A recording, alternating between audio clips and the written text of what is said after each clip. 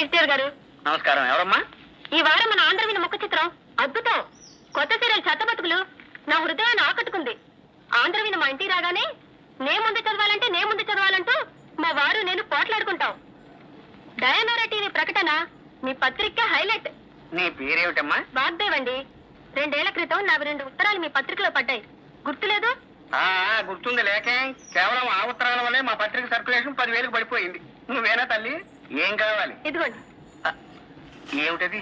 నేను ఈ మధ్య కొన్ని కవితలు రాశాను. మచ్చుక్క ఒకటి వినిపిస్తాను, వినండి. ఆకాశం రంగు నీలంగానే ఎందుకుంటుంది? ఎర్రగా ఉంటే బాగుండదు గనక. రక్తం ఎరుపు రంగులోనే ఎందుకుంటుంది? నీలంగా ఉంటే బాగుండదు గనక. మళ్ళీ తెల్లగానే ఎందుకుంటుంది? నల్లగా ఉంటే బాగుండదు గనక. ఈ విన్నా కూడా నేను ఎందుకు బతికే ఉన్నాను? నాకు చావు రాలేదు గనక. చాలా బాగుందండి. ఈ వాక్యాన్ని కూడా కలుపుతాను. వీటిని మీ పత్రికలో వేయించండి. వీటిని ఇక్కడే ఉంచుతాను. నేను ఇంకా పత్రిక నడపలేం అని గట్టిగా నిర్ణయించుకున్నాక నీ కవితలు చివరి సంచికలో వేస్తాం. అవి రిలీజ్ అయ్యేసరికి మేము ఏ ఆఫ్రికాను అండమాన్సో పారిపోతాం. ఇవి ఇక్కడే ఉంచుతానమ్మా. థ్యాంక్స్ అండి.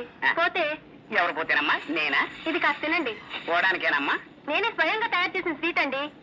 వంట వాకు శీర్షికలో మీరు ప్రచురించాలి. అరటిపండు లంబా లంబాని దీని పేరు పెట్టాను. అరటిపండు లంబా లంబానా? ఈటర్ బొందా బొందా అనకపోయావు. అలాగే ప్రచురిస్తానమ్మా. మళ్ళీ తినడం ఎందుకు రిస్క్? జీవితం మీద ఆశ ఉన్నవాడిని. ఇది ఇక్కడే ఉంచమ్మా. వస్తానండి. వచ్చేసరి ఇంకొన్ని కవితలను స్వీటు తెస్తాను. మళ్ళీ మీరు ఎప్పుడు వస్తారో ముందుగా చెప్తే ఆ రోజున సెలవు పెట్టుకుంటాను.